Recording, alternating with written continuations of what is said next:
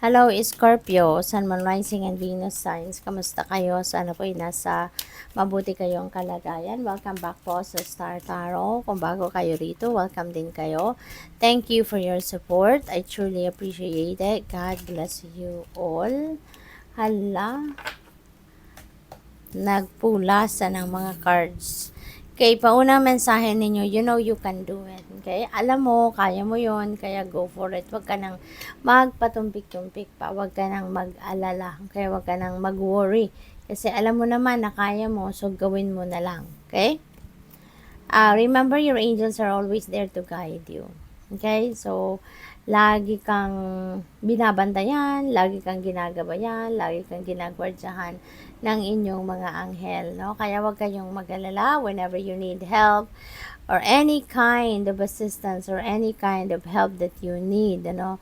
Tawagin mo lang ang mga angels mo kasi they will always be there to help you. Listen to your own inner voice. Your knowledge is within you. Okay? Marami na kayong natutunan sa buhay. You have gained a lot of wisdom. You have gained a lot of learnings in life lessons, kumbaga. Kaya, pakinggan mo ang inyong inner voice. Pakinggan mo yung bulong ng puso mo. Okay? Kasi, alam mo, sa sarili mo, alam mo kung ano yung dapat gawin sa inyong sitwasyon.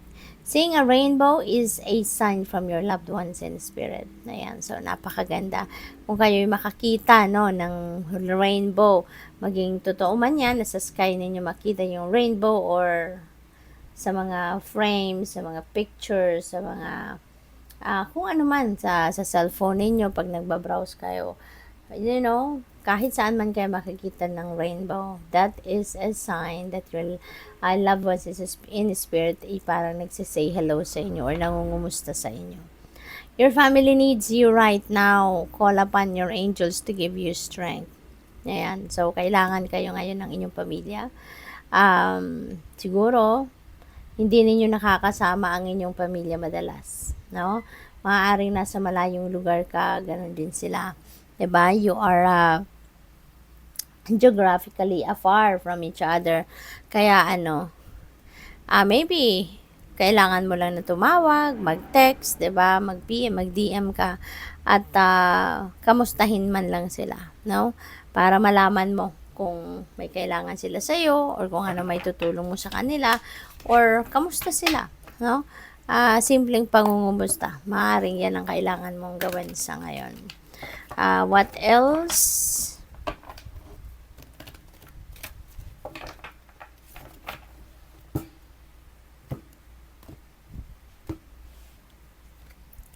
King of Ariel. Ayan, napakaganda. Sabi dito, your plans are working out very well.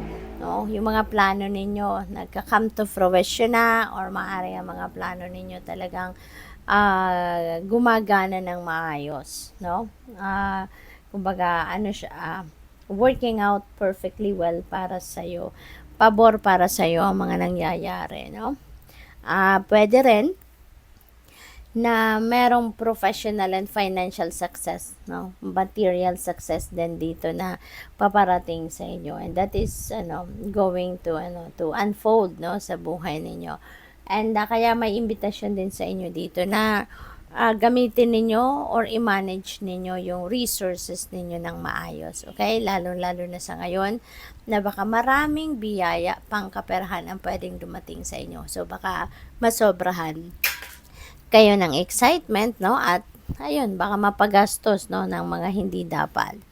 So what else? We have Page of Michael. Ayan. So this is a reminder para sa iyo na you have what it takes to succeed, no? Meron kayong kakayanan, you have the talent, skills and gifts, no, para maisakatuparan ninyo ang mga pangarap ninyo, marating ninyo yung mga goals ninyo. Okay? Pwede rin na meron kayong mga kontrata, dokumento, papeles na i-review sa ngayon at baka kailangan din ninyong pirmahan. So, make sure na pag-aralan ninyong mabuti ito. Make sure na basahin ninyong mabuti ang mga ito. Okay? We have Knight of Michael. And it's time to move quickly. Okay? choose logic over emotion and sudden changes are coming your way. So, maraming mga pagbabago ang maaaring dumating sa inyo, mga pagbabago na hindi ninyo inaasahan, mga pagbabago na hindi ninyo sukat akalain na mangyayari. Pero yun nga, mangyayari siya. Okay? So, maaari din na meron dito mga desisyon na kailangan kayong gawan na biglaan. Kaya dapat lagi kayong nasa focus, lagi kayong nasa concentration para nang sa ganun kahit biglaan man ang mga kaganapan, ano kayo, sigurado kayo na nasa ayos, no, ang inyong mga desisyon.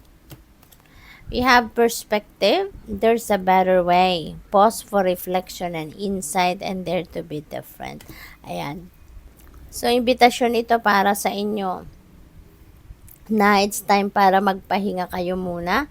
Atras muna kayo sa kung anong pinagkakabisihan ninyo. Now is the perfect time to reflect, diba? And gain more insights, no, and information from the divine. Okay? So, maaring meron dito mga bagong ideas na mag-a-arise. There could be a new perspective that may arise as well. Kaya, baka mayroon dito mga bagong realization din kayo, no? Na may mga bagay na kailangan pagtuunan ng pansin. Rather than mag-focus kayo sa kung anumang bagay na hindi naman yun ang dapat na pagtuunan ng pansin, no? So, yan, you will gain clarity and enlightenment at this time. So, good luck. Thank you for watching. Love and light. Namaste.